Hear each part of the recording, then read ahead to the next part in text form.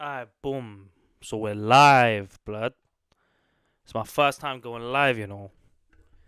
Uh, Obviously the camera's in a weird angle just because obviously it's bare bright outside, isn't it? So I don't want the lighting to get in the way. But today, bro, just right now, the new Fredo interview with Posty has actually come out, and we're gonna be reacting to it together because I was gonna watch it anyway, but I might as well watch it with you guys. You get me? What's this? Why is this off?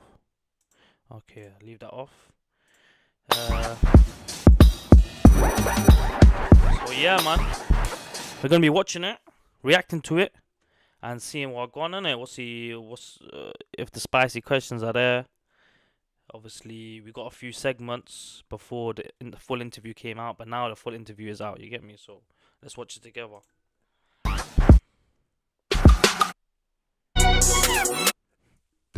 You're a man. I feel like this is your first proper sit down, your first proper real long interview. Yeah, I had one, but it was more. It ain't gonna be nothing like this. You're a man that says a few words that travel far, but on this occasion you're gonna speak more to us. Yeah. And tell us about your story and what you got going on. Yeah. Why now? I feel like I'm just at that space where I can kind of articulate myself how I want to. I've been really lost for a long time, and I didn't really have much to say except for negative stuff or stuff that people could see. And I was kind of camera shy. People think, oh, because you rap, you might not be camera shy or whatever, but I always felt I don't really like the eyes on me, you know what I'm saying? And even here, I requested like, yo, make sure there's not just a bunch of people watching us so we can feel natural. Yeah, that's what it really was. I wasn't comfortable, but I feel comfortable now. No, for sure, and I appreciate that. Now, you're one of those artists, for me personally, especially that I've come across since I've been in the role that I am, that since the day I met them, I feel like you were actually born to do this. Like, it is very effortless for you to do what you do. We're live, man. You've actually got a special story because They Ain't 100, for example. Yeah. I feel, correct me if I'm wrong, was the first song you put out. Yeah, that was the first song. And for me, that's like, humbly speaking, it has to be top 20 UK bangers of all time. I'm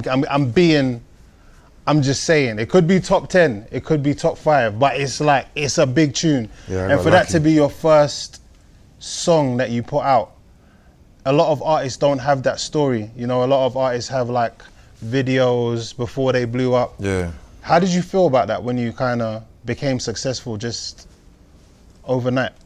Well, I like to think I'm a man that can kind of adapt to any situation. I've been doing it my whole life. Wherever you put me, I'm going to adapt. So I just tried to adapt as well as I thought I could at the time. So I went with the flow, like I didn't let it get to my head or nothing. I was kind of the opposite. Like, my friends had to beg me to move out of Third Avenue, you know what I'm saying? They had to beg me to stop doing certain things. I never thought I was famous or nothing like that. Well, now I don't. But did you expect that sort of welcome when you dropped the tune though? No way. I remember telling the man, them like, yo, I just hope this gets 100,000 views or it's gonna be embarrassing. Because some guys at the time that was like from the other area, opposite my area, they was doing a lot of music and them times they was getting like 250,000 views, stuff like that. And I just remember going on Snap, hearing it everywhere, and I was saying, bro, if these lot can do it, I must can do it, you know what I'm saying? So I just tried that, saying They Ain't 100, and I got lucky, yeah. That's crazy. One thing I don't think you get enough credit for, I feel like you really popularized high fashion as a part of UK rap. I feel like, yeah, in the past, there were rappers that dress nice, or there were MCs that dress nice.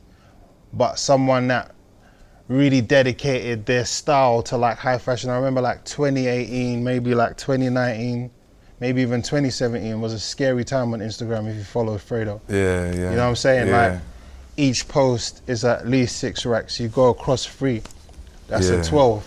Yeah. Wait, I'm moving mad, sorry. That's 6 3 or 18. Yeah, it's like an 18 each row. And yeah, like that was a crazy time. Like, it was a lot of pressure you was applying to the streets. Now, what made you want to market yourself like that? And were you aware that that that's what you were doing when you started doing it? And while you were doing it, did it start to get like mad expensive? Because that's a hard habit to keep up with. Yeah. Like that was, you was going crazy. Yeah, I wasn't good with money them times. And for a long time when I first started rapping, I just looked at it like free money.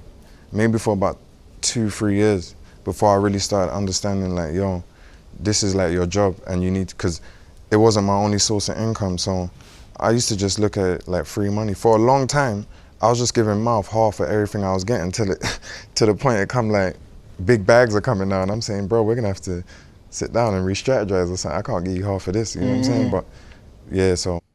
That's his bedroom. He started off giving him half. When he started seeing big change, man was like, yo, I can't be giving you half. But I can't let it make sense in it, because obviously he deserves more. And obviously he was still busting him regardless, innit? I used to just look at it like free money, but I enjoyed it. That's what I like. That's what I've always liked. Nice clothes, jewelry, yeah, so. How much money do you think you spent in that period of time on clothes? Bro, expensive. A lot of money. It looked it. Yeah, a lot of money. I wouldn't do that again. It looked it. I literally saw you make Fendi popular in the UK. Yeah, but I like what I like. I remember I was fucking with the T's with the eyes. Yeah. Yeah. And Yeah. then sometimes it's just about putting it out there, you know what I'm saying? Like, I'm not like the creator, you know what I'm saying? I see certain man with certain things, I'm like, yo, that's hard, and everyone gets it from somewhere, you feel me? But yeah. Now, you were a part of one of the strongest UK labels I've ever seen for rap. Yeah. Since '93. Yeah. That was an epic label. It had the likes of you, Asko, Lowski, Yeah. H. What was it like being a part of that label, especially as one of the strongest members of that record label? What was that experience like for you? It was nice, you know. I learned a lot, and I know a lot of people have bad things to say about labels or signing, because that wasn't distribution. That was like, I gave them my albums and they'll own them and they just paid me. But boy, Ricky and Glenn, I couldn't even ask for no one better, but they didn't shelf me or ever say you can't do this feature. Or I only got good stuff to say about them, so that was a nice experience. And if I could go back, I would still do it again. Yeah. Yeah. And what was the competitive nature like? Because obviously there's a lot of heavy hitters over there. It wasn't even like that, you know, because at the time it was like everyone kind of had their lane. Lowski was doing the drill rap, and he had that lot. H kind of came in like on a whole different vibe, you know what I'm saying? Like a talented rapper who's white, so it was a bit different. And he's from Manchester with the accent. And then me just rapping.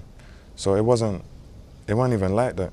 Yeah. Yeah, it wasn't even Oh like yeah, that. Asko wasn't since '93. He was managed. Yeah, he wasn't yeah. actually with them, and I think even that, he went to jail quickly after that. Yeah, so I remember when I was there, the main artist there was Lowski and H. Yeah. Yeah. You and Asko have maintained like a good relationship for a very long period of time. Yeah. What is it about him per se that you gravitate to, and vice versa? I think we're similar in a lot of ways. I think that's mainly what it is. We're similar in a lot of ways, but I just fought with him, you know. I've met a lot of people on the journey, but Asko is one of them that I'm locked in with for sure when it comes to rappers. A couple others as well, but for sure. I think we're just similar. Yeah. What's your favourite straight drop? Straight drop, Free. But my joint, Zuvi. That's my Asko joint, yeah.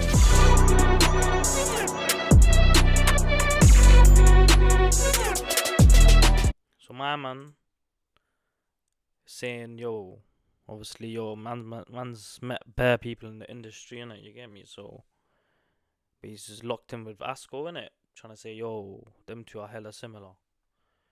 But fucking, I get what you're on about though. 'Cause obviously, they're into jewelry, they're into clothing. You get me? They're both sold, whatever. You get me? He's part of the gang now, I guess, bro. You might as well call Asko HRB at this point. London, especially since the start of your career. Yeah. As per usual, nothing's changed. There's a lot of deliberation right now in the streets. People at home, their neighbours, everyone wants to know, is Fredo on the run? Come on, man. I Do I look like I'm on the run? I have to ask, are you on the run? Come on, man. No way, man. Obviously, I understand why people are saying that, but it's kind of like asking me, did you get 5 years in Dubai, or is your get me, he's still denying that he's on a run. But I swear down, he was named in that case, bro. That he was meant to show up for court. So if you ain't showed up for court, you're not wanted. Birkin's fake. It's nonsense. You know what I'm saying? The police in England are some of the best police in the world. Don't get it twisted. The man them had a situation and my name was kind of involved in it, but they don't get me involved in whatever they may or may not have going on. So my name was involved, but as far as being charged or being on the run, like, England's got the best police in the world. I ain't on the run. I'm around, you know what I'm saying? So are you saying that you're not concerned at all with your name being on the indictment? No, because a lot of guys' names was in the indictment that it didn't go that way, you know? Okay, so now he's explaining, innit, that, yo, my man, his name is actually on the indictment, but apparently it's not that serious. But let's hear it. Let's hear him out. No, because a lot of guys' names was in the indictment that it didn't go that way, you know what I'm saying? It's complicated, it's my whole area, and I just feel like, I ain't worried about that, bro. I haven't been charged, so, and they would have told me if I was gonna be charged. Remember, I was on bail for this. I only was able to fly out to Dubai to go do a show because they let me. They wouldn't do that if they know they was about to charge me. You know what I'm saying? So, no.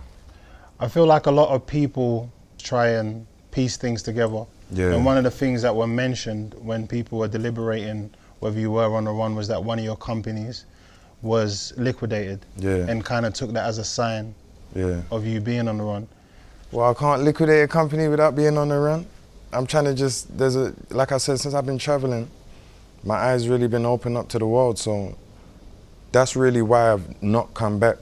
Not because I'm on the run. And I've come back, but I just never come back to live. You know what I'm saying? People don't know, but if I was to really clear up everything on the internet, I wouldn't really have no time, but this is kind of what this is about. But no, that ain't got nothing to do with that. I'm just opening overseas account.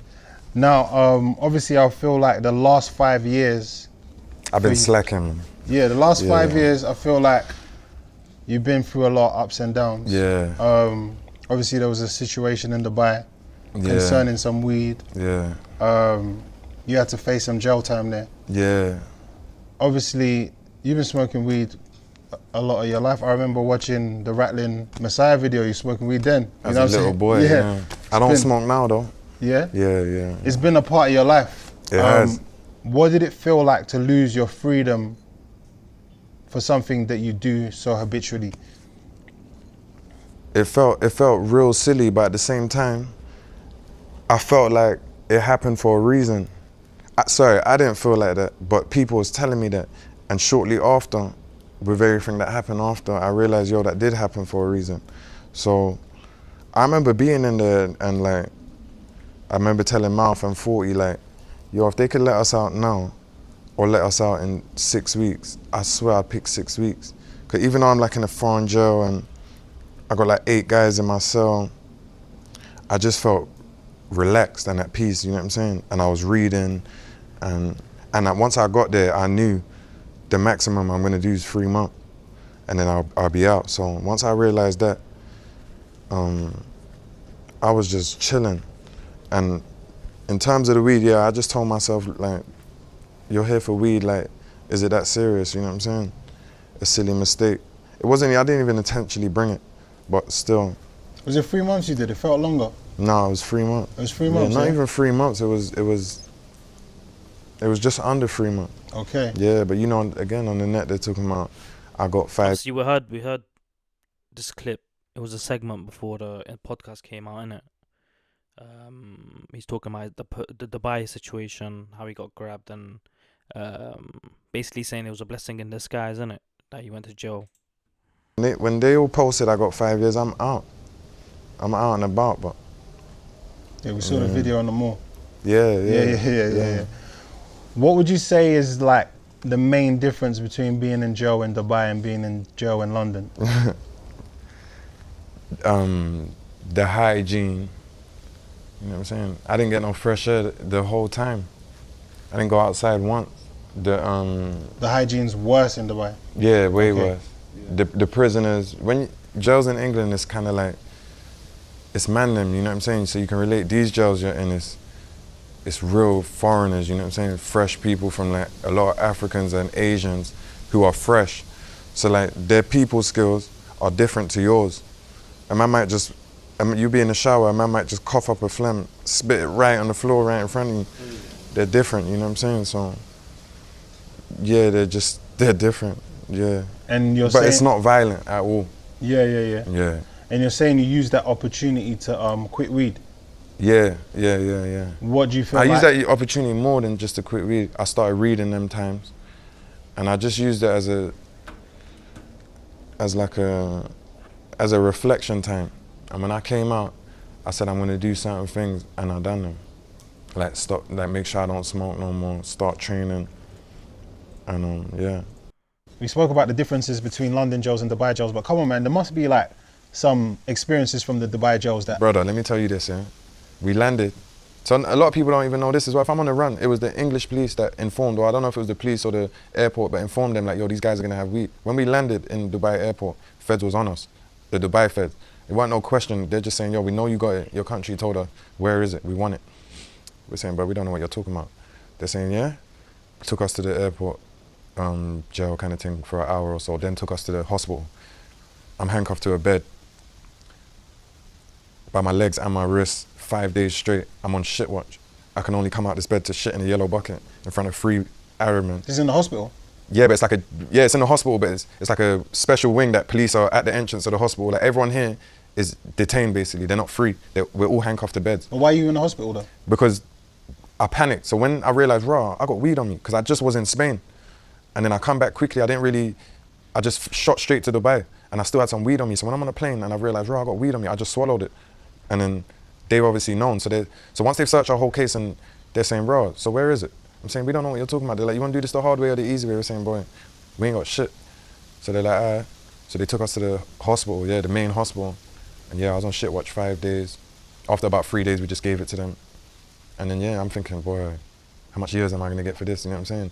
Once I got to the jail after the day 5, and bro, I've been in all kind of situations. That was the maddest. I'm talking about in a hospital bed, handcuffed by your legs and your wrists to the bed, and you're just in here, no TV, no nothing. And bro, 24 hours apart from when you need to go to the toilet. Yeah, That's nuts. It's the only time you can get up, and you're shitting in front of 3 of them. No shower, no none of that. And then by the time I got to jail, I was happy to get there. You know what I'm saying? At least you can sleep in a bed and got TV. So basically, obviously, my man, he swallowed the loud pack. Long story short, swallowed the loud pack. They clocked him swallowing it. They probably thought it was like mad drugs, like coke or something, innit? But obviously, it was just loud. But regardless, drugs is drugs, and you can't have. It's a zero tolerance drug policy in Dubai, innit? So my man swallowed it. Now he's got it in his belly. They took him to the hospital. Basically handcuffed him to the bed for a few days. His hands, his legs. You get me? He was on shit watch. So basically, they're just waiting for him to cough it out, shit it out, whatever. And I think he says on the 3rd day, he eventually just gives it them, bro. You get me? And then he gets sent to jail straight after. And from then, rumours started coming up. Yo, obviously, my man got grabbed with loud, bro. He's getting 5 years. So when Fredo goes in, he chats to like some of the people there. They're like, bro, you're good. Couple grams of loud. You'll be out in 3 months. And man. And all that. And I'm not handcuffed. And even when I'm going to the toilet, they're putting them same handcuffs on, like them leg cuffs. You know, they don't have them in England, like leg cuffs. These things dig into the back of your heels, like you can't even walk fast. So it was mad. But then when I got to the jail, they was like, I told them how much grams I had and all that. And they're like, you'll be good. You'll be out in 3 months maximum. And that was it. But then I come out and everyone's talking about I got 5 years. And so the internet is but I wouldn't mind, just to speak the truth on me. I wouldn't mind like bloggers or whoever talking on me, but for some reason, it's always some bullshit. You know what I'm saying? That's why even with the run thing, it's like, what do you want me to say? I'm not on the run. Can't you see I'm flying everywhere? Like, you can't hide from England if they want you. Especially like, I'm a rapper, you know what I'm saying? They're probably just looking at it like, my name was in it a lot because I'm around them a lot, but at the end of the day, they got most of my area. Before this case, a lot of guys in my area was in jail. Now they basically just cleaned up. They're probably just looking at it like, we done our job. He's out the way. He's not really a problem anyway. And even if I was to come back, there's not really a lot left to even come back to on that side of things. So all that being on the run shit, like, I ain't on the run. So what you can confirm, as you mentioned earlier, is that you have been back a couple times for your daughter's birthday. You just haven't promoted it. Yeah, I ain't promoted it. So you've been back on England soil and you haven't been troubled? No. Yeah, Well, I've been back. I remember I never got charged in the first place. Russ's name's in the case. He's about in England. He ain't been charged. They're saying that Russ is the one who called and said someone's here, and then they're saying my guys went to go and try and see that person. He ain't been charged. So again, it's just like, because I ain't spoke on it and my name's on the case, they're just going to say, oh, he's on the case. But Russ's name's on the case. A bagger man's name's on the case who didn't get charged. They know who they want and whatnot. They're going to put my name on it. I don't really know why, maybe because I'm close to them or they want to make me look bad, but they know I don't get involved in what any guys in my area got going on. They come like into my world. I don't go in their world. They wouldn't even bring me in it. And that's why I've been out here for so long with them and it's been fine. And a lot of my friends have been in and out of jail my whole career, all of them. But it's never been a problem because they don't get me involved in it. I don't need to. Like, I don't need to tell these guys go and do something or don't do something. They're men. They're gonna do what they do. The best thing I try to tell them to is, yo, don't hold them red bandanas in that video. It looks bad. Don't say certain guys' names in your song. You know what I'm saying? Don't always be rapping about certain things. You know what I'm saying? Even with LD, when I first started with LD's music wasn't like that. He was younger. He was like 17, 18, and we tried to. He was like, this was before Lowski and Band OK and all that. He was like that drippy kid. And his music was like trapping and jogging, Muller. It wasn't like drill, dip. That's not really what I wanted from him. That's Wu and G-Dot's his brother. But you know, once he comes of age and that's the music that his generation's making, and probably guys are talking about his brothers and songs, and you know, that's how it goes. But if you actually look from when he was signed to my thing, he wasn't rapping like that. And I understand why, but I always tell him like... He's talking about G-Dots, innit? Little G-Dots, obviously. My man got like, 17 years. He basically saying he didn't want that for him, innit? Even though Fredo was caught saying, like, pressuring him, saying, yo, Wu, obviously, that Wu guy passed away. He got gunned down by one of the oppositions, innit? And Fredo was pressuring, like, bro, why you man not riding? Why you man doing this? Why you man not doing that, bro? And eventually, look what happened to them, bro. They conspired to shoot Digga D, apparently. You get me? Allegedly, bro. Wow, they got guilty for it, innit? And my man basically trying to say, yo, he didn't want that for him. He obviously G-Dot's brother, that's like one of Fredo's, like when he was young, one of his boys that passed away. I don't know how, I'm not too sure how. I think it was in a car crash actually. But yeah, man, now Wu passed away. That's little G-Dot's other brother. So he's lost both his brothers. His mom has lost all of her sons because look, my man's in jail. Just a bad cycle, bro. You get me? You should have stopped at the first G-Dots. But instead, you got all of them down, fam. The road life. Peak, fam. Don't do certain things. But they're going to do what they do. But I've really tried to bring positive to my area because there's enough negative. I don't need to tell, like, I got to... Don't know if I believe that, though. Tell these guys, oh, please don't do that. Or, bro, don't do that. Or, bro, you just come home, don't do that again. I don't need to make these guys worse. You know what I'm saying? I'm trying to make them better. Which I've been doing. If I can, if they want to. A lot of them I just don't want to, and they're gonna do what they do. But if they want to, Capo, Mouth, John, couple others, but they've been caught back in situations. Maestro, the ones who like are not just fully in deep in the road and want to do different things and go different avenues. I'm there for that. You know what I'm saying? And it's not just those sort of guys in my area I show love to. I grew up with a youth called Chaj. He's been uni his whole life. You know what I'm saying? He hit me. He needs anything, I got him. You know what I'm saying? One time I got him in G-Wagon for his birthday, he crashed it with Harris. I had to give him 10 bags. I'm not onto him or nothing because it's not just that side of my area that I cater to, like the guys who might be bad. Yeah, cool, I grew up with them and whatnot, but remember this thing got serious once I was already a big rapper.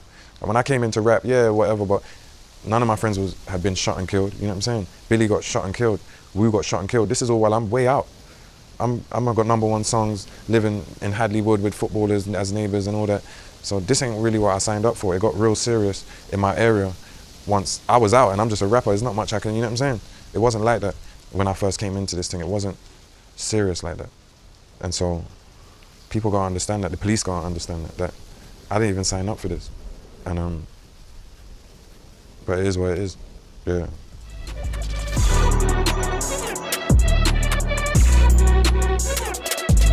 Your life now without weed and your life before with weed, what do you feel like the main differences that you've noticed? It's harder to sleep. I dream now, I have dreams. I can eat way more. But apart from that, it's not crack or heroin or nothing, you know what I'm saying? It's really mental. Once you get through that first week or two of finding it hard to eat and sleep, you really feel better, you sleep better. My main issue was why I didn't stop smoking for so long, 'cause I felt like, yeah, I'm not gonna be able to sleep. It's gonna be hard to eat, but once you get through that, you're good. When you came out, you kind of went viral for putting on a little bit of weight. Yeah, yeah. what was the cause of that, do you think? Bro, I was just fucking up the food in there, bro. That's all I was doing. Like I said, I'd stopped smoking, so my metabolism changed. But I'm just eating the same. Like, I never had to worry about what I eat or if I drink a fizzy drink, but I had to start worrying in there, but I didn't. So I'm just eating whatever, feasting in there. 1 week I'll buy all the Arabic, the Muslim people food, next week the African. And I just feasting in there, a lot of chicken, a lot of biryani, like I said. Yeah. How did you drop the weight? Because you're looking in good shape now. So here's where it's complicated. I started smoking again. Yeah. And then just to drop the weight, because I know how it is. Once you go through them munchies, you'll drop the weight. So I just was training and I dropped the weight, but I think that was just a bad selfie. I wasn't as fat as like people was going on, you know what I'm saying? I put on a little something, but No, but I saw you post something when he said, "Rah, I was fat." Do you remember? yeah, compared to now, but people Yeah. was talking like I came out like Rick Ross or something, you know what I'm saying? Nah, I was nah, just it a wasn't that bit crazy. Yeah, I went. They weren't that crazy. Yeah, it wasn't that hard. I said Rick Ross, you know, nah, bro, it wasn't that deep, fam. My man just bulked up a little bit, had a bit of a puffy face and a belly on him. Other than that, it was good, bro. It's good anyway getting bulked up, because afterwards, obviously, he looks way more leaner. When you hit the gym, you look way more bigger. You get me? Because before that, I'm pretty sure he was getting skinny, bro. And yeah, man. And now he looks like decent, innit? Not that bad. We saying they was looking at you different in the streets. Yeah, or they're was talking about. or was it the same? No, I'm saying in real life. People were saying the weight suited me. Oh, is it? Real talk, people were saying that in real life. But again, the internet's the internet. Yeah. They're saying the weight suited me. Yeah.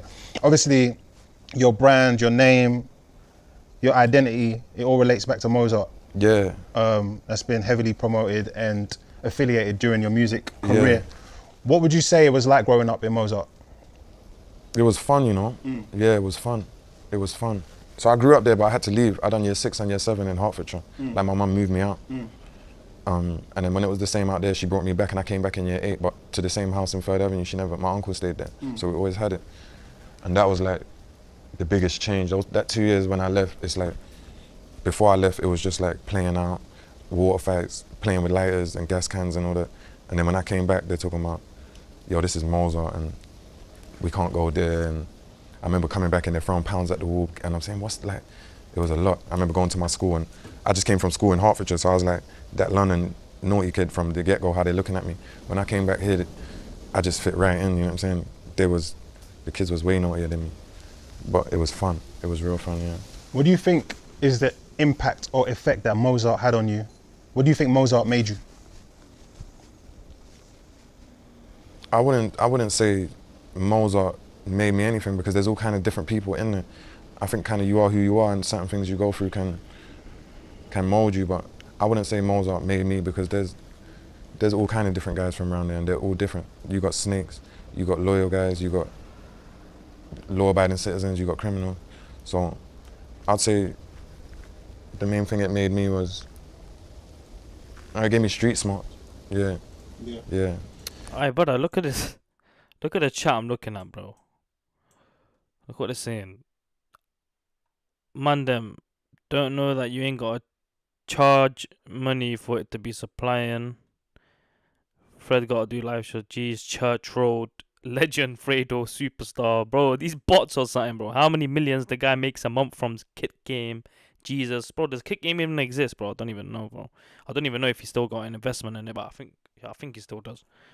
Proper settings for an interview. From Crackstones to store owner Jez. Well, I think it means G's. Finally, 6-7 Newts did that to him. But they took Dimsy Chain, Pattern Gang. Who are they patterning? Badman. Bro, these comments are finished, bro. You get me? I don't know, NPCs, fam. And obviously with life is a journey, and you know, you've lost a lot of friends along the way. Yeah. I remember at the start of your career, you used to always scream out this guy's name, G Dots. Yeah, he died in a car crash. Yeah. Ooh, see? Man know my thing, bro. My man apparently died in a car crash. Muscle. This is like one of his like younger days peoples, you get me? Like probably when he was like teenagers and that, 14, 13, 15. He as well, he was around you a lot. Yeah. I've seen him a lot around you. Yeah, he died in a car crash as well. Crazy, the same way. Crazy. Just in obviously different times. Wait, Seen him a what? lot around you. Yeah. Muscle got E as well, he was around you a lot. Yeah. I've seen him a lot around you. Oh, the muscle guy. He died in a car crash as well. What the hell, bro? That's crazy, man. Just like you see how it is, bro. Life, when God wants to take you, he's gonna take you in any way possible, bro. Man said 2 car crashes, and then obviously a couple of other boys, like I said, got gunned down, innit? Yeah, he died in a car crash as well. Crazy, the same way. Crazy. Just in obviously different times. Yep. Obviously, Yeah. Billy the Kid. Yeah, yeah. Everyone knows about the infamous chain and Yeah. his story as well. And recently, or a couple of years ago, Wu as well. Yeah, yeah. RIP to those guys. Yeah. What effect do you think that losing so many of your friends has had on you? It's hard to say, you know. It's hard to say. It's hard to say. I wouldn't really know. It's been happening even from before G-Docs. Amro, rest in peace, Amro. He was one of my friends. He was play fighting with knives with one of my other friends when we were in year 8. Right when I came back, when I'm telling you about, maybe I've been back about 6 months. But he grew up in my estate in Third Ave, him and his brother Tarek. So I knew them from before I left. So I don't know, man. It's hard to say. It can take you like down the wrong paths and put you in the wrong mindsets, you know what I'm saying? Like my last couple projects, I feel like they've been really dark, and without me really even realizing, just because that's the mindset I'm in. Now, like this next project I drop, you're gonna hear like a different style of me, but it's hard to write music when stuff like that's going on. I feel like one of your friends actually, who's still here, there was a time around those times where you blew up where a lot of artists were coming through and their friends were managing them. Yeah, yeah. And Mal, for me, at that time, during that time, really stood out to me. Yeah. He was like my favorite friend manager. Yeah, yeah, Because he's yeah. like very down to earth, Yeah. super humble, Yeah. very respectful, Real chill. knows what he wants to do, you know what I'm saying? And he Yeah. just gets the job done. Yeah. How important was it for you to have Mouth in your corner? It was key, you know. Yeah. It was just as important as anything. The most important thing, really, especially at the start. He knew music way more than me. He knew the industry more than me. He's the one who talked. When I done 100, I done another song, and I wanted to do the other song, and he's like, "No, do 100." Furthermore, he's the one 100 like 100. That part, it wasn't even a hook. Mouth saying, "Yo, that part sounds catchy." Chop that up and put that in all of it. You know what I'm saying? So, he's been that key right from the beginning. Yeah. Everything that, yeah, it's hard to do everything I do and try and juggle it, and I wouldn't have been able to without Mouth for sure.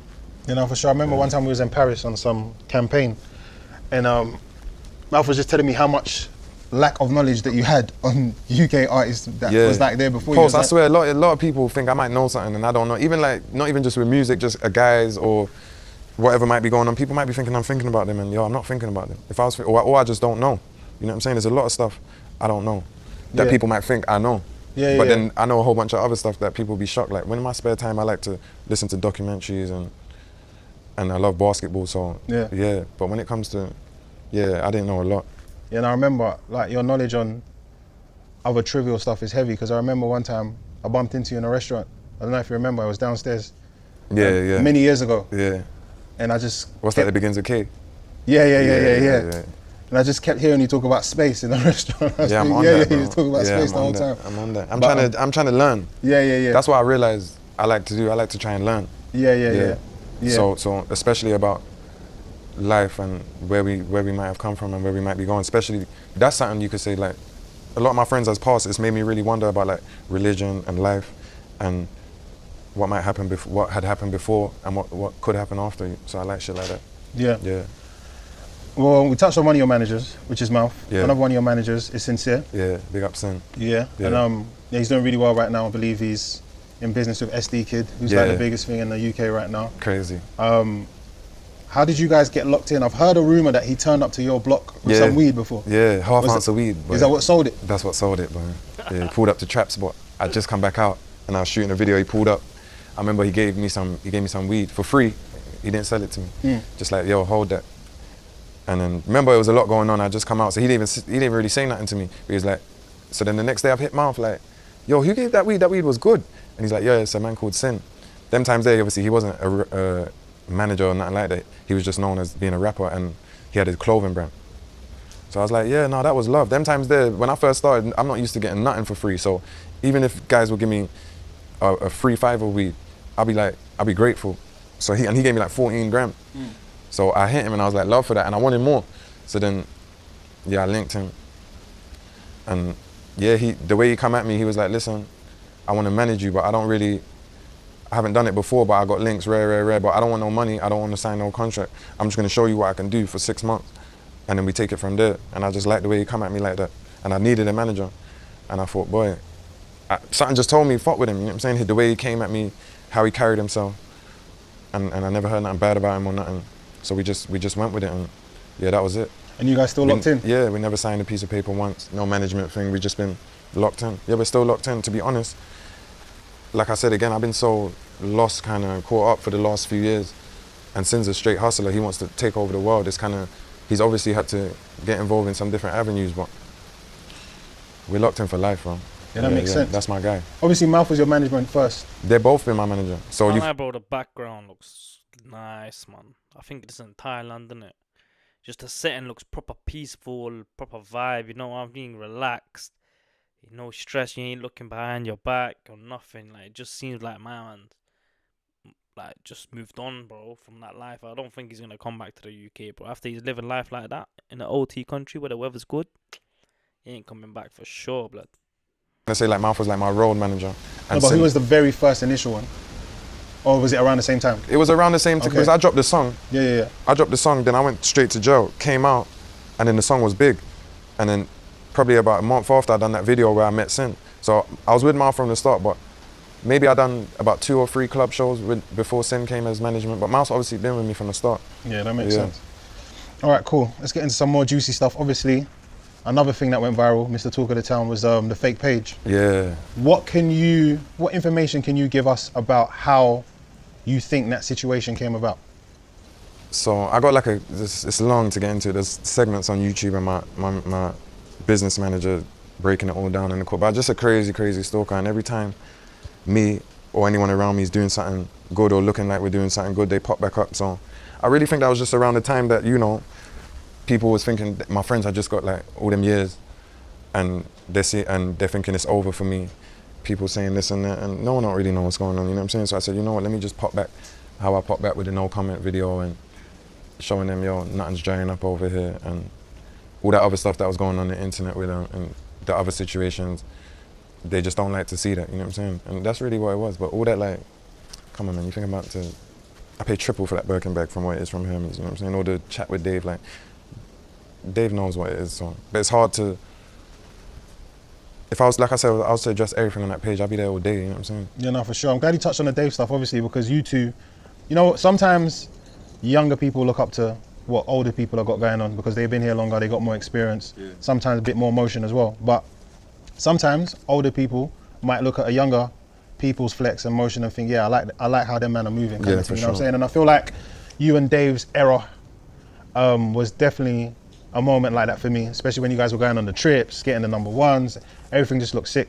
So what is the status of your relationship now based on like those weird tones that were being mentioned? That's online? my brother, man. He was helping me on how I should address it and how I should address it. That video I made in the car, like, they basically ran me through that, you know what I'm saying? That's my guy. He goes through that.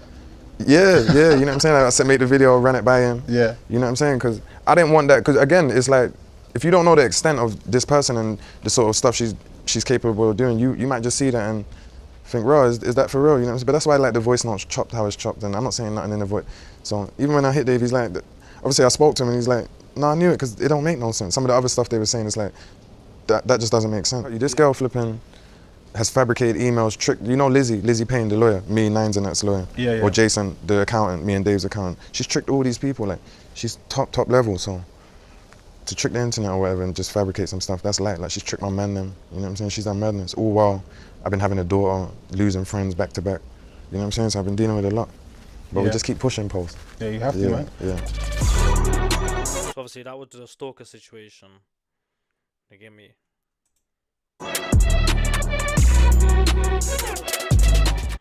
It just seems like he's got past everything, fam. Obviously that's the last situation that was like mainly getting on his nerves, innit? I'm not even too sure like what happened with that situation, but obviously he's just trying to say that she's just fabricating lies and that for money. He got bare lawyers involved and she just shut up, I guess, innit? Something that was actually quite epic as well, monumental it seemed. I remember that day when we were all on Instagram and we saw a picture of you, Nines and Scraps. Yeah. Obviously you'd been quite established for a while. Yeah. Nines has obviously been here for years. Yeah. And I'm not really sure how Northwest London works. Like, I'm in West London, I'm not an expert. Yeah. But I feel like it was probably monumental, like someone that heavy in Church Road, standing next to someone that heavy in Mozart. Yeah. And it seemed like you guys had started to build like a sick rapport. Yeah, yeah, for sure. There was a lot of talk on a potential album or a potential mixtape. First of all, how did you guys build a relationship to start with? And whatever happened to that album? So how we built a relationship was, again, Mouth's got family in Church Road. But we used to be young, and some of the older guys in our area didn't get along with some of them. And it wasn't no issue or no beef or nothing, but it was just like growing up when I was 15, 16, Church Road youths, like, even though I never used to really see them because it's far, not far, but it's like 15 minutes from where I'm from, and they got what they got going on. Like, I used to look at them like, yeah, them guys, they're not like it's beef, because I don't have beef, but like, stay away from them guys. They're not part of the team, or they're not with us. But that was really just due to some older guys from my areas that were really donuts. And I understand why Nines and them Church Road youths never had respect for them. You know what I'm saying? But then it came to a point when man got of age, them older guys, we had got rid of them. And how did it really happen? You know what it was? It was Mouth's cousin saying, yo, like, come over, you know what I'm saying? Come over here, like, you lot's good over here, you know what I'm saying? And no one had ever done it. No one had really been from Zart to Church Road or Church Road in Mozart. It never really happened before. And Mouth's family over there is like, it's Nines' family as well, but on a different side, you feel me? So one of Nines' cousins is also Mouth's cousin, but Mouth and Nines are not cousins. So I know it was official, and Mouth knew it was official, but we just kind of like, for a long time, but Mouth was like, one time Mouth was like, yo, my cousin hit me to go over there, you know? And at this time, I just felt like, yo, we're going over there. Let's just go over there, fuck it. And I didn't even know what was gonna happen, you know what I'm saying? I remember going to a yard with all of them, but in my mind, I felt like, there's some real brothers over there, there's some Church Road youths, there's some real youths, so, if, like, all that, like, because you know you're thinking, oh, what if they, you know what I'm saying, what, should I bring my jewel, you know what I'm saying? But at the same time, I'm thinking, yo, there's some real youths, and at the end of the day, I'm coming right into their ends with Mouth. If they get us, it's not really gangster. And I know them to move gangster, so I didn't even worry about it, and it went just how it was meant to. I remember Scraps was over there, but all of them were showing man love. I was like, bro, look at that, you know what I'm saying? And we was in there, and then we just made the link from there. I think Nines respected that as well, how I just came over there, not really knowing what it could be, because like I said, about 10 years ago, there's been little ones and twos and little back and forths, and guys we deal with didn't deal with them, and so we didn't really know, but we knew it would be all right. Yeah. And obviously that's super cold, but whatever happened to that mixtape or album though, man? Like, again, man, it's just either I was going through something or Nines was going through something, and that's why I'm here now as well, because man's really been slacking. And it wasn't like we said it just to lie, you know what I'm saying? But we really had it planned. We had about 4 songs, but he ended up going through a situation, then I went through one, then he's going through one now again. We've kind of let a lot of bullshit get in the way. Yeah, and I regret that. Obviously you touched on slacking, but I also want to like highlight times that you haven't slacked. You've been a major part of a lot of GRM moments. Yeah. Like, even for me, you and Notes did YRF for me. Yeah. That was my first plaque that touched silver and approaching gold soon. Yeah, I remember Appreciate that. Nah, come on, man. That was just as big for me as it was for you. No, that was love. Yeah. Even down to the Daily Duppy. The fact that you actually set the trend for a first song and a second song. You were like the first person to do that. Yeah, oh, for real? Yeah. You must know that. You never knew that? Yeah. Nah. What, like 2 beats? Yeah. Oh, no, I didn't After know. that, it became the norm. Yeah, No one it makes more sense. Yeah, no one had never done that before, and Yeah. obviously took Daily Duppy to another stratosphere. Come on, man. You know what I mean? Yeah, no, We've always had like a great working relationship. I feel like I don't feel like anything that we've ever done with you has missed. You get what I'm saying? Oh, Even from the YRF to the Duppies. I also want to touch on something. I think that you might have even forgot about this, but I think very early in your career, there was a Rated Awards. Yeah. And it was somewhere. Yeah. And them times, I was like, yeah, +2, this, that, and the third, whatever. Yeah. And I wanted you to perform. And in my brain, at the time, obviously, you're huge now as a rapper, pause. But at that time, you was just really emerging as a superstar kind of thing, you know what I mean? I think it was like two songs in. 2 songs in, maybe. Maximum. Yeah, Well, and I swear, I never just had 100 them time. No, I reckon you had a second The job. next one. Yeah. Nah, you I might have got you early still. No, it's got to be 2 songs. Maybe. Yeah, it might be 2 songs in. I won't give myself that much credit. And I just felt like, in my brain at the time, I was like, I could see who you was at the time. So I was like, yo, I need to come do this award show kind of thing. It's Yeah, going to be yeah. a sick look for you. Yeah, yeah. I was gassed to come there, you know. Yeah. And then I remember that you was kind of letting me know that that area is not probably the best area for you kind of thing. Yeah. And I feel like you taught me a lesson, because I remember thinking that what I thought was the best for you might not have been the best for you. It definitely Do wasn't. you get what I'm trying to say? Yeah. And yeah. So I do appreciate you coming to that show. Furthermore, my guy, I got like about $6,000 worth of damage to my car them times. No, it wasn't 6. I did send some bread over. How much was it? I don't know. See, I don't even remember. I sent some bread over. You don't remember I sent some bread over? No, but it I sounds might like as well not. something I might as well not have sent the bread. Yeah, then. I was just about to ask for that. No, bro, I sent that over, man. I felt bad. I love that car. Yeah. Yeah. No, but I do appreciate you doing that show. Smashed up my whole car. No, I do, because you even knew that area was tricky for you, but you still came 2 man up, put your career. No. I was with 4 man. Oh, you was 4. Yeah, I was with 4 man. Yeah. That taught me a lot as well. Yeah, that taught me. That was the first time I ever went to a show, and obviously that was the first time my name was on a flyer somewhere. And yeah, but I came out and there was 20 men out there waiting.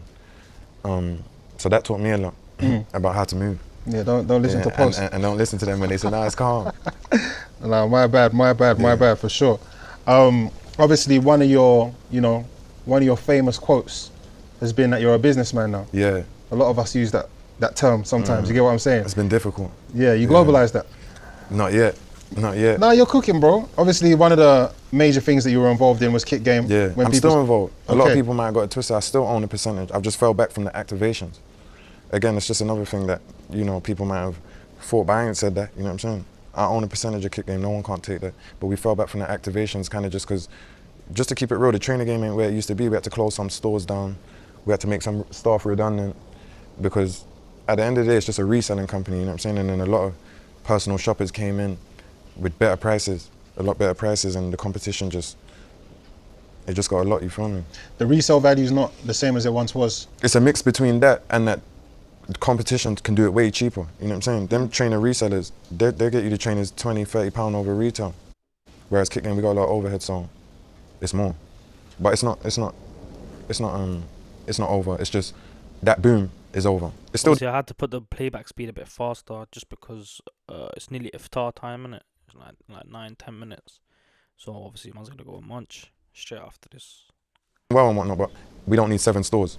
You know what I'm saying? Or they don't need to give me a silly amount of money every month to really do not much. So yeah. And that seemed like a natural transition for you because of your love for crepes. Yeah. So big up Rob. He just had holiday. He had holiday. Recipes Hypo, my guy Hypo was hitting me like, yo, this guy's got this trainer store in High Street Can. He wants to fuck with you and expand and give you a percentage of the company if you invest as well. And we had some meetings, and yeah, it just made sense. So I'm guessing he still has a percentage in kick game. That's mad still, bro. I don't know if they're making money like that, but at the start, bro, they were interviewing bare rappers. I'm pretty sure they're still doing that thing, fam. You get me? Shoes are never gonna die out. So it was actually Hypo that connected you two together? Yeah, it was Hypo. That's another man that love clothes and fashion and stuff like that. Yeah, it's them man who, I'm not saying because I've seen Americans and stuff, icy and whatnot, but I remember being in Dubai with Asco when we shot that video, and I had my chain made from like the jewelers that my older guys in my area had told me about. They weren't the best, but I didn't know them. Yeah. And I remember being in Dubai in the club with Asco, and he had that Mooley pendant on, bossing. And I was with she's my ex, but my daughter's mum at the time. And I just remember, and he had the bust down AP on. I was waiting for my one, but he already had his. So I had a gold. One, but at the time I just had a gold AP. Waiting, I didn't buy it. The jeweler just gave me it till my watch was ready. I didn't want to go out there with nothing.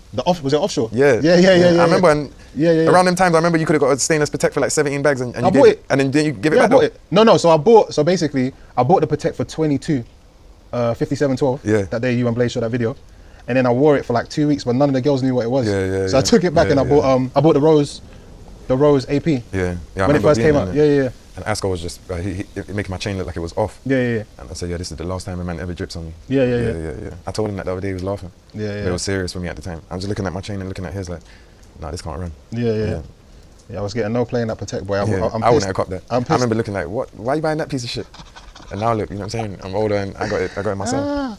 Yeah, trust me. You got any new business ventures coming up? Yeah, I got a couple. I want to get back into my clothing, proper get back onto that. I want to start managing some artists, and those are my main two, Yeah, and really music. The main thing for me this year is music before anything. Something that came as a bit of a shock and a surprise to us all, because it seemed that you and Clavish seemingly had a good relationship. Yeah. You collaborated with each other. Yeah. You'd interacted with each other socially. Yeah. He appear to have some sort of situation in Australia. Yeah. There was a lot of speculation about why and what, and that kind of got quiet up until he recently dropped a new single. He's always dropping singles, isn't it? Talking. And I believe you commented on one of his pictures requesting an apology. Yeah. Now, obviously, as fans and spectators of UK music, a lot of people want to know or are interested in what went wrong in that relationship and why you might be looking for an apology. Boy, what went wrong with mine is, where do I begin? It all started, I had a feature with him, so but his label's gonna own it, so obviously I need to... Before the interview, literally my last post about Fredo was him talking about Clavish, this exact part. He's like, yeah, alright, saying that, and I'm gonna tell him 70, so he'll make it 20. You know what I'm saying? But I'm saying make sure it's cash. You feel me? They're like, yeah, him, Toxic TV, all of them. I'm saying, talking about the video's coming up now. 2 days tax. before, people's hitting me up talking about what outfit I'm wearing and locations. I'm saying, yo, I ain't been paid. Obviously now they're scrambling now. I'm saying I ain't doing nothing. Don't even hit me about nothing until I've been paid. You know what I'm saying? I feel like and I want to do with Clavish. That's just to do with his label. Handle your business. You feel me? So they've ended up scrambling around. They've ended up wiring me the money. Now you know, if you wire it to me, the exact reason I asked for cash is so I won't be taxed on it because they wired it to an English account. I didn't have a Dubai account yet, so they wired it to in my English account. So after we done the video and all, his management hit me like, yo, bro, where's that thing for Clev? Because obviously it went to cash. So I just sent him 10 bags. Really, if you want to actually get into the deep of tax, I was really only meant to send him about 7 or 8. I ain't gonna be petty like that. Hold a 10. You know what I'm saying? Because you've put 70 bags in my account now that I'm gonna be taxed on. I sent the 10, he's like, all right, love. He's like, oh, I'm gonna chat to Clev. He's hit me back 5 minutes later, like, oh, bro, I hear what you're saying, but like a deal's a deal. And I'm saying, what do you mean a deal's a deal? The deal was cash. You know what I'm saying? If it was cash, like, it's obvious, you know what I'm saying? He's like, no, I hear that, but what, man can't just stick to the deal. But I'm saying, and just by the way they're talking, I could say, are these you trying to, like, this, like, you should be appreciative, you know what I'm saying? I didn't have to do this. You waited while I was in Dubai, put your whole mixtape back. My man wanted the song regardless, whether he got a pound or not, you know what I'm saying? I could have come out and said, brother, I just come out of Dubai jail, bro, I need 80 bags, and I need all of it. He wouldn't have said no, but I showed the little guy love.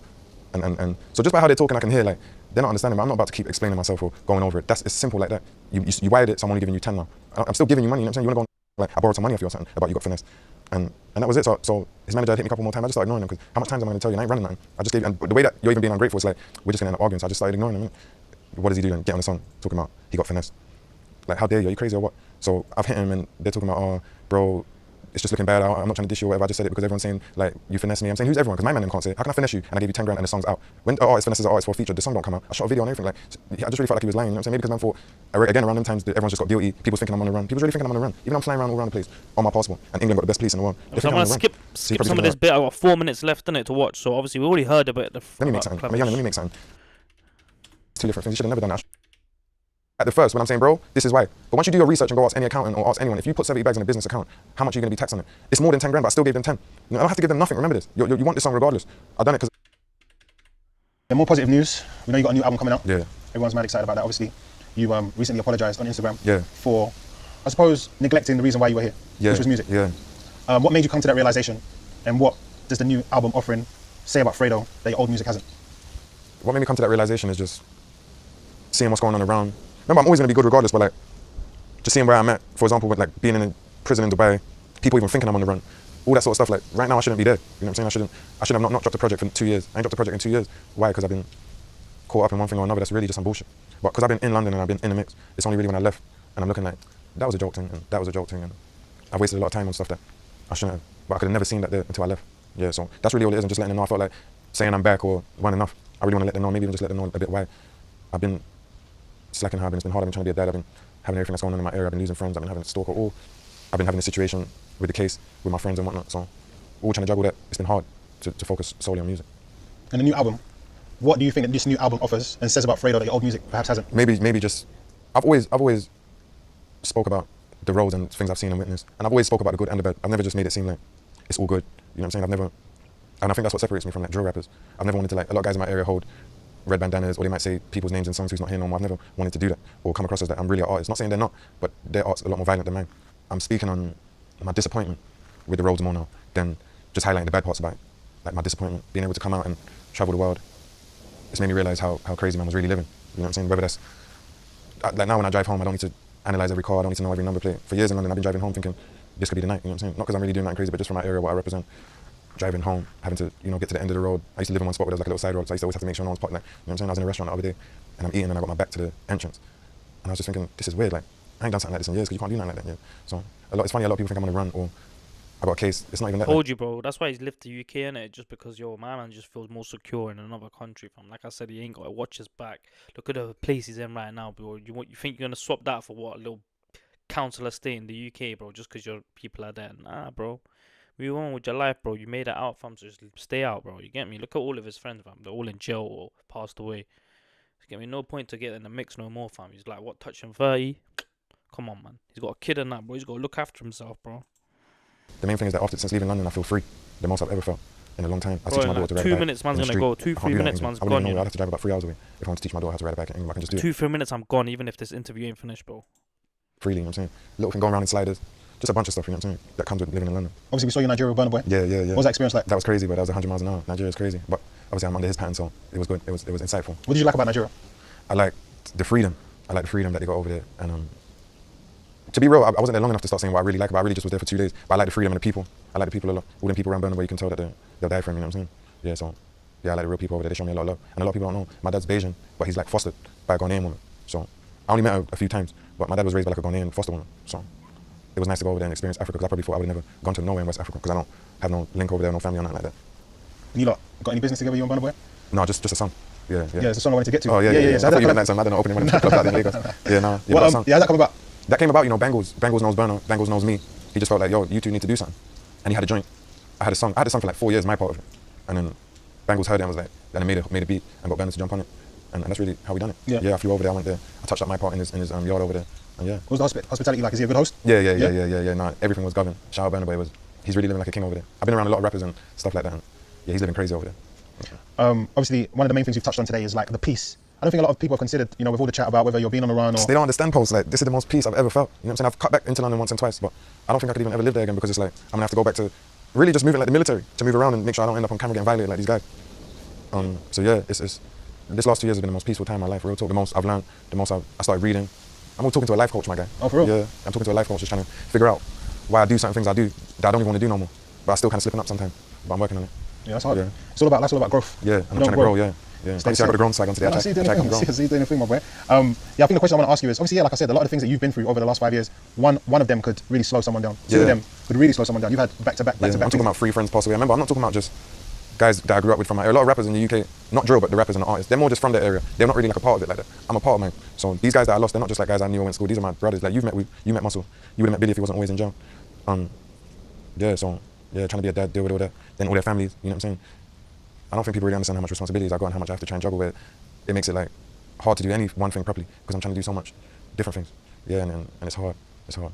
Yeah, I don't think people think about that. And I suppose as you've touched on it, like you do seem to be in the most peaceful place that I've seen. Yeah. Especially now that you're not smoking weed as well, like very, very calm, not paranoid. Yeah. You know what I'm saying? I feel like there was a time you was a little bit paranoid on weed, as a lot of people get. Yeah. I'll be With real, anything, not nothing specific. Yeah. No, that wasn't the weed. That's just. I've always liked to learn off other people's mistakes. So whatever the case may be, I've always known that prevention is better than cure. So like I said, yeah, moving around in London, how I want to move around and be free. Because I go, I'm in the restaurants, the kiddies will be out there, because I'm not a superhero, you know what I'm saying? But at the same time, I want to live and do what I want to do, so it comes with a lot, you know what I'm saying? A lot of my friends and stuff. And now it's like a lot of them's in jail and whatever, and it's difficult. Do you think you'll ever come back home? Yeah. I've been back, but I'll never live there full time. But for sure, remember, London and England's still home. Nowhere's like home, but the freedom I've been feeling, like, I need that, you know what I'm saying? I need that, and I don't have that in England at all. What is your current living situation like? Boy, I'm just going with the flow. Right now we're in an undisclosed location. But I don't know why I'm saying we're in Bali. But I'm just traveling. I want to see Tokyo.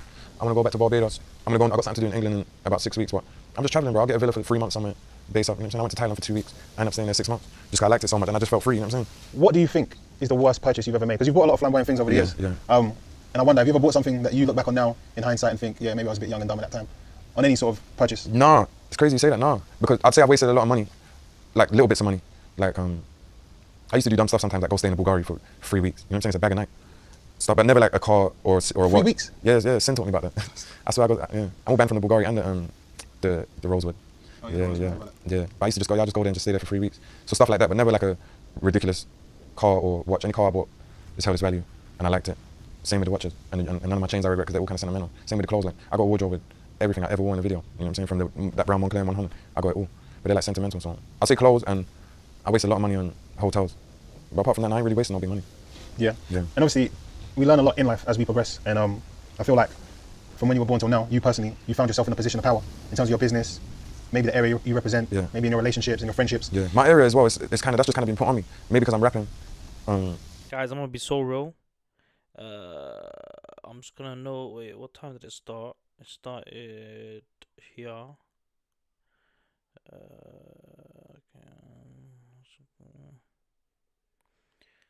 Okay. Obviously, I'm gonna get back to this. One Obviously, the Adhan has just finished. Man's gonna go eat, then pray, then I'll be back. More time gonna go on live, finish this. You know what I mean? And then just leave it on YouTube for people to watch. You get me? But yeah, man. A bit of a boring interview, I can't lie. Just obviously just about his life and that.